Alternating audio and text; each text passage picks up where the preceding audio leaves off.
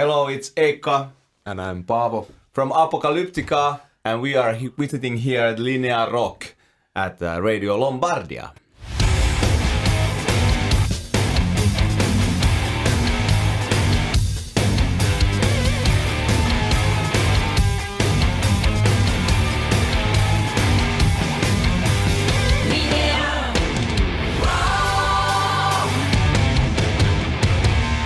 Hi guys, Apocalyptica, welcome to Milano, welcome to LINEA ROCK. Thank you. Great Grazie. to have you here. Thank you. And we are, all your fans here at the radio station, so you're really, really welcome. Thank you. Thank you so much. Okay, so 9 records and pretty much 25 years later. Looking back, did you expect that this band would have gone so far?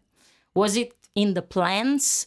Or actually it happened, step by step, day by day, and it became such a huge project. When we started to play metal together with Paavo and some other friends in '93, we just started to do it for our own fun. And we had absolutely no plan, not even a plan to make an album. And then in the end of '95, we performed first time for a metal audience. And based on that gig, we got an offer to make the album. So we made one album and we had no plans for any further plans. So we never were thinking about what happens in the long run. So we never had like a kind of master plan Okay. for future. So baby steps, step by step, we continued this.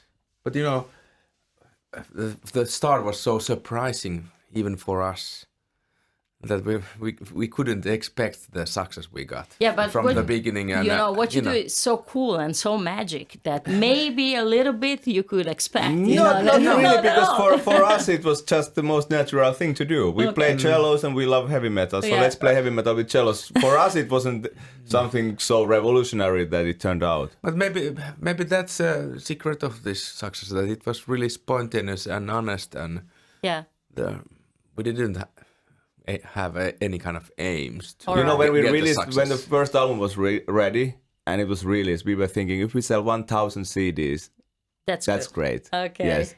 Now that album has sold maybe 2 million CDs. So, but that was our expectation in the beginning. Yes. And it became a classic record. Right. Okay, so brand new album, Cell-0, just released. It's the 9th album and the first instrumental since 2003. Why now did you feel the need to go back, to pure instrumental music? And it's also coming after your 20th anniversary, and it's the longest non-album stop that you did in years. So it's a combination of factors, in the... And that's why there are many reasons for that. But, when we realized that after Shadowmaker Tour, we realized it became 20 years from the first album. So we thought, let's make a little anniversary show. Yeah. So maybe 20 to 30 shows. Yes. And then it turned out to be 230 concerts around the world. 45 countries. Playing only Metallica, and it was first time we played the first album with 4 cellos. Just the way how it was recorded in '96. And that was first time in 20 years that we did that. And so that was really going back to the basics, how we started, but with the experience what we have gained over all these years. And it was actually so much more fun than we ever expected. And at the same time, we brought this concert into classical venues, seated venues. So actually playing metal with cellos was really on the main focus, on the whole concept of that. And that was so exciting and fun for us. And that's kind of made us think that it would be actually exciting to go deeper into the core of Apocalyptica, the very origin of Apocalyptica, and to figure out what is the main thing that makes Apocalyptica so special and unique. And that was obviously to go to write original music, but also without any interruptions. So that's why we produced the album by ourselves. We were just 4 of us plus a recording engineer in the studio for 2 months. Yeah. And that's how we did this album. So it was like, okay, now we want to do album that we really know, and we really want to search for the core of Apocalyptica. So basically that album it's not mainstream album at all. It's made for hardcore Apocalyptica fans and music lovers. All right. Who likes the music different way than just like a radio airplay hit songs. So that's 0 in the title, actually. It's not saying that you're starting a kind of 2.0 era, for Apocalyptica now with this album. So it's not like that. No, the Cell-0 is more like we created. It's the origin of everything. Okay. Like in the world of, everything is a combination of different elements, but basically we are originated in same things in the universe, and just happening in the different forms. And that's how we made the music. That it's music. You can think that you can take just one note and you just you vary that with the length, with the pitch, with the combinations, and that's how music comes up. So it was like a kind of going into the very core level, the Cell-0 of Apocalyptica, and then build up the music out of that. Going to the roots. And that's cool that 0 there composes the word cello. So that's, I'm sure that was also the idea. Yeah, it's also a little funny word game. Yeah. And you presented this as a concept album, actually developing a concept without lyrics sounds strange and very difficult. And very primordial as well. So how was it for you, and which is actually the concept that you want to present? It's like with instrumental music for us, it's very often we've come up, for example, with song titles after the song is finished. Right. And we listen back to the music and then we feel what kind of story it's telling to us, and then we try to describe that with a song title. But I think it was reflecting, because we were very, very naked and pure on the recording process, and it was reflecting, what we think about the world today, and what kind of things worry us, and what kind of things give us hope and strength to fight against, dark things. And I think that's why the theme became, in a way, environmental. But I think it's all about like trying to find the understanding that we are part of the bigger picture in this world and in this universe, and that's something we should respect and honor and take care of our surroundings, including other people, and fight against greediness and fight against massive powers that obviously are leading us into some kind of chaos. And I think those. So I think the album concept is a reflection of how we think about the world and how we talk inside the band, and what kind of things we feel around us, and what we have seen when we're touring around the world, and what we see happening in politics, and then. But what's fantastic in instrumental music, we don't need to explain too much about the music. Of course, these are the album, the song titles. It's like a kind of guideline, it's showing a direction for the listener, that where to start to think about the things, what kind of feelings there is in our mind. But honestly, when every listener is starting to listen to music, they should close their eyes and put their headphones on and think what kind of pictures they will get in their minds, and what kind of it's like a mindscapes and mental paintings. We are not trying to tell people what to think, but we want to give a platform where people can actually think by themselves. Yeah. And what's actually, it's been very nice and surprising that a lot of people who didn't even see the song titles and just listening to music, they actually come up with the comments that's what they start to process in their mind, and it's very related what we feel actually the music is about. So it's kind of magical, but I think it's definitely a platform for very open space on every listener's mind, and that's why every listener can experience it very, very own way. Self-production gives, of course, artistic freedom, but sometimes it can turn, into a double-edged sword. Did you, especially, when you have such a long career and solid career, did you find any difficulties that you had not foreseen in advance, in this choice of self-producing the record? Not really, because we have self-produced few albums in the past, like Reflections and Apocalyptica, were self-produced, and so we kind of know that part. And then we've been able to work with so great producers over the years, so we have learned a lot of knowledge about what kind of things are important for the listener. You know, how important it is, for example, especially when you make such complex music like Cell-0 is. It's super important that there is the red line through the song, so the listener needs to know what to listen to, otherwise they can't follow up. So I think we have learned so much about that stuff, so there wasn't really difficulties. We had a very clear vision, you know, how the album should sound, and that's why... Maybe you know the cellos better than many producers. We know what works for the cello the very best. So we didn't want to get another producer to come in and try to make the biggest cello sound in the world, because that's not exactly what we are aiming for. Even we have been working with a super good producers. Producer is always bringing their own flavor, strong flavor, and the fingerprint. So... And this time also, many of the songs, they were just demos. When we went to studio, we didn't play them together. We started to build them up and finalize the arrangements in the studio. And it would have been impossible to have a producer, because you need to be able to explain the producer what we are actually trying to do. And that would have been an unnecessary step, because, well, okay, we don't need to explain anybody. We know. It's easier we know and faster. how this is going on. And I think production-wise, the album is really super quality as well. We knew that how to make great quality recording for everything, and then the key was to find the right person to mix the album, and we were super lucky to get Andrew Sheps to mix the record, because he was able to capture the material to sound exactly the way we were thinking about. Especially because the music itself, it's quite complex and difficult, and there's so many different layers. And the mix was really critical, because you need to hear everything, and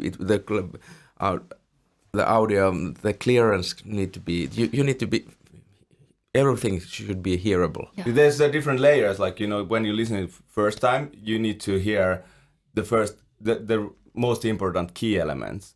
But then when you listen it more, there needs to be a next layer that you actually start to hear alternative things and more things, and how to put them in the soundscape. That's you need a super professional mixing engineer who to be able to do that. And who understand this the layers.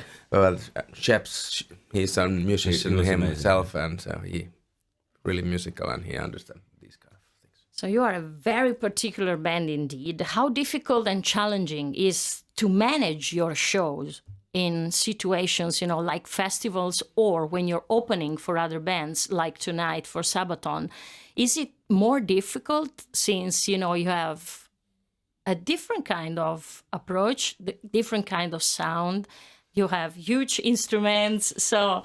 You know, first thing that the cello, you should not play rock and roll with a cello.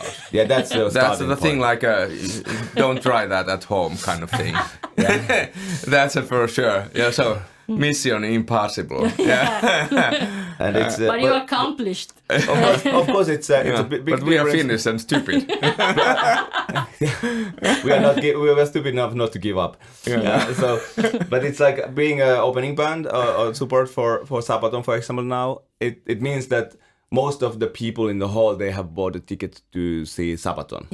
So necessarily they don't even know about us, or they don't know, they never seen us before, or they've heard about us, you know, and they know something, but they have not experienced Apocalyptica. So you need to build up the set list a little bit differently. It's closer to festival set than on the headlining show, because we have 50 minutes time, and we want to show as many aspects of Apocalyptica. Because as you know us, we are very diverse, you know, we the different styles what we play, they are very far from each other, and from the very beautiful things into very hardcore, violent, trash metal stuff, and everything in between. So it's kind of showing samples and different sides of the band. So you need to make the set a little bit more entertaining in a way. That's the same thing in festivals. a lot of people never seen the band before, so you need to entertain them a bit more than when you do a headliner show. Everybody buys a ticket to see Apocalyptica. That gives a different kind of platform. Plus, the playing time is 90 minutes or 100 minutes, so you have good time to to go from the mood to another. But it's we are so used to play all kind of sets, and it's not a problem for us. I wish there would be one Italian guy to see our show. He has designed our instruments. Okay. Antonio Stradivari. Oh, okay. What would he think about it? He would die again. If he would see what we do to his instruments. Our cellos are replicas from Stradivari model, actually. So. And actually, he did so good instruments that they can stand even that kind of use. Yeah. Do you feel more like classical musicians lent to rock, or rockers lent, to classical music? And which is your extra kick, your cut above, We don't see that kind of borderlines between the music. So I've been playing mainly heavy metal for 24 years, and I played classical music for maybe 12 years. So that's kind of the balance. Okay. I maybe at least 70%. I think Apocalyptica is a metal band. Okay, people say it's a neoclassical band. Okay, I can accept that as well, because of course from our background, we have lots of classical way of thinking the structures of the music and the dramaturgy of the music. Yeah. So that influences a lot that we've done so much classical music in the past. But I don't really buy that people say that we are classical musicians playing metal. No, we are metal musicians. If you wouldn't say, that thing for anybody else that have been playing all the time for 25 years in a metal band. You don't say, he's a jazz musician because he played jazz before that. Or would you? But I mean, it seems there's a strict correlation between heavy metal and classical music because of the drama that you said. So how would you explain that? I don't. Because works perfectly what you do.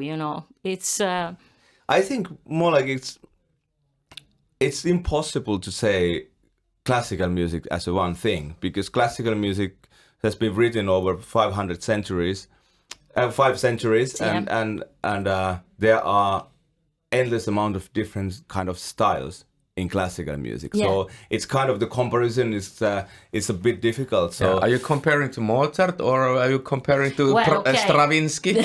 Okay. And they are quite far away. Of course.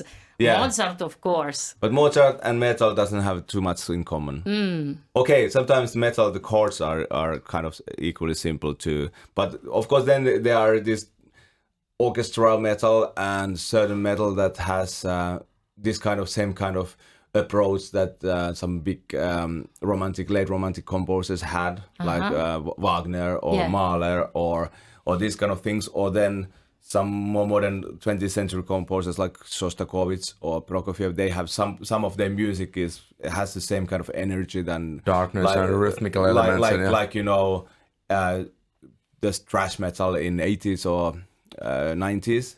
So they are, but it's very difficult to say that the classical music and metal music has something in general in common. But do you think that being classically trained as you are gives also an extra kick and gives you a more complete vision of the music, as a total entity?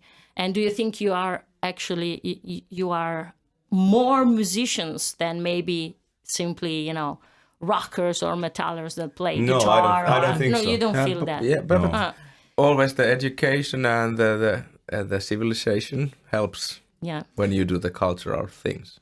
Yeah, but I would never compare different music genre musicians to each other. It's like it doesn't make our education any better. Classical education that we study, we go to lessons and we study certain things. Then if I think about some guitar player or drummer who spends all the childhood and younghood by listening to other great musicians and studying their music. So I wouldn't compare that.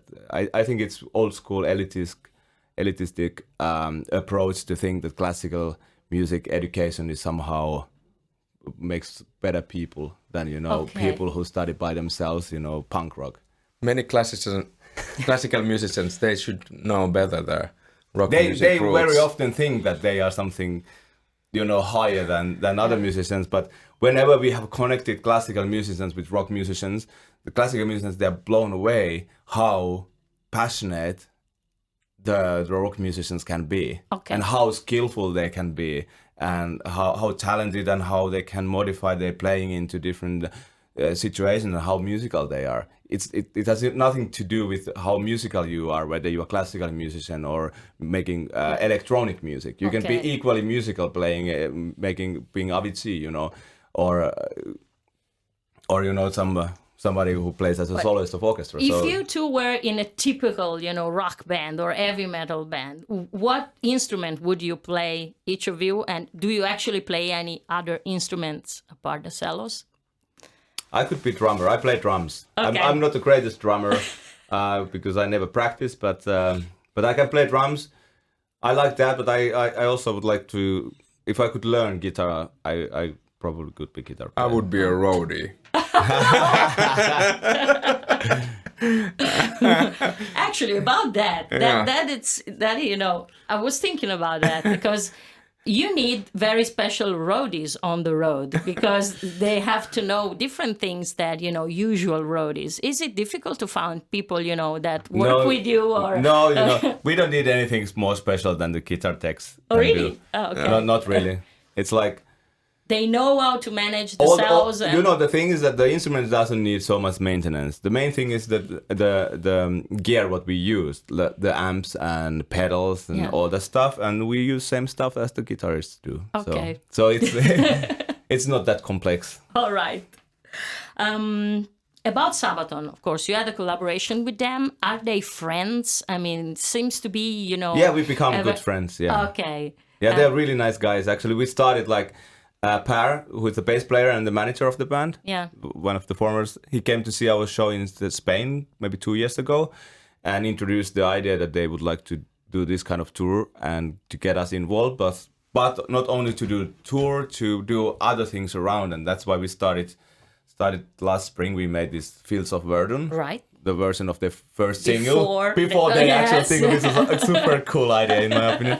And then we went to their festival in Falun and we practiced a few days with them. And because the idea was like we joined them on stage we play actually 5 songs together in the thing. And then we did doing that tonight as well? Yeah. Oh, great. And we're doing that every night. Okay. And then we did the new version of Angels Calling, which was just released. And there is another thing coming out from us where we collaborate with Sabaton. So we wanted to, connect the bands like in many levels. And because we want to connect. The idea behind that was like we create an evening where we invite all the people in the audience and we try to show them that we like each other. Okay. To help them to connect too. Right. That their fans to find us and our fans to find them, and like that everybody in the hall is part of the event. Right. So. And that makes the night very special, actually. But it's a power of the example, how you show how we do that shows people that okay. You made a lot of collaborations during your career, like this one with Sabaton. How does it work usually? They call you, or actually you contact them? How does it work? And did you ever say no to anybody?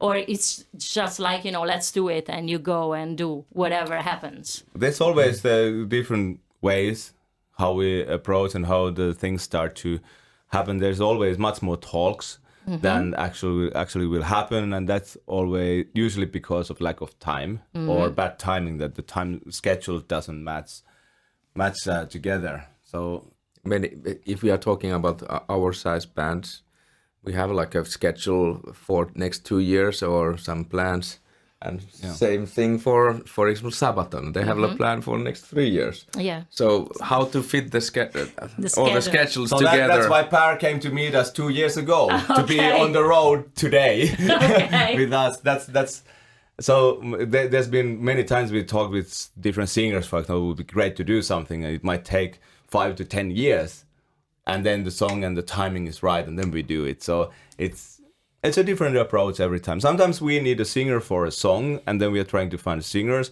Sometimes we want to work with a certain artist, and then we write together a song. Or sometimes an artist, like Nina Hagen, for example, reached us to do the Seemann. And then we were like, wow, we got the demo she made with the piano, and we were like, yes, we have to do this. So it's, but of course we have taken down a lot of requests as well, because of the timing. It's usually like, it's like we need to take care that we have a day off at least sometime. And many times people think that, you know, band is doing nothing when it's not on tour. Oh, yeah. But that's not true. There's equally as much work to do than the touring on the other things, like writing music, organization, you know, planning, shooting videos, doing promotion, all that stuff. A lot of stuff to do. A lot of stuff. Okay, last question about Metallica. Actually is 2 questions in one, but you mentioned the anniversary when you played with Metallica. It was their 30th anniversary. How was that experience, and did you choose the songs to play, or they chose them? And about the tribute that you did in '96, which became a classical album, as you said, did you imagine actually to start such a mania about tributes after that? Because that made, you know, that kind of thing explode all around the world. So you were responsible for that. I didn't even know that we were responsible for something. I always want to think we are not responsible for what we did. But that's fake news. It was amazing that, you know, when we released the first album in May 1996, we were opening for Metallica in November 96. So it was maybe our 5th show after the first album release was already to open for Metallica for 2 nights. And that was the first time we met the guys. Okay. And they really loved what we did and how we did it. And we played quite a few shows during next years with them. And then they did the SDM thing. It was very much inspired by us. Yeah. And so the connection has been always really good with them. They've always respected us a lot, so it was a big honor for us that they invited us to play on the 30th anniversary thing. And they picked the songs. They picked the other one, and I think we suggested one, and we also suggested how to play it. We went to the rehearsal place into the headquarters, and then we started play one. I was like, okay, Lars, can we do so that you don't play until the double kick drum and comes in? Lars was like, what? You're telling me not to play? I will go home. So he was taking that well. So we modified the version. We wanted to offer that just the cellos and James, no guitars, no drums, anything in the first half of the song, and so we got to influence. But I think the biggest honor on that was that it was super cool how they did the whole anniversary thing. That only for hardcore fans, small venue, 1,000 capacity room, Fillmore, and then they all the guests were some people that have been very important or very influential for them, and then, you know, taking Apocalyptica there, because Apocalyptica has been influential for the career of Metallica. Right. Of course, that felt maybe the biggest honor for us, that, you know. Wow. Did they tell you that you made their songs better actually than what they are with those arrangements, or not? You made them immortal, let's say. Yeah. Yeah, it was so funny. I remember in the 90s there was a classical radio channel, and there was a night program the night of cello music, and including composers like Heitor Villa-Lobos, Johann Sebastian Bach, James Hetfield, because they played our version. So James was mentioned as one of the big cello composers. So you made them immortal and universal. Okay. Thanks, guys, for your time. Thank you very much. Hope to have you back also to LINEA ROCK and to Milan. Always a pleasure to have you in town. And good luck for the show tonight. Thank you very much. See you soon. Grazie. And for the record, which is brand new. Okay. Yes, thank you. Thank you. Ciao. Ciao. Grazie. Grazie.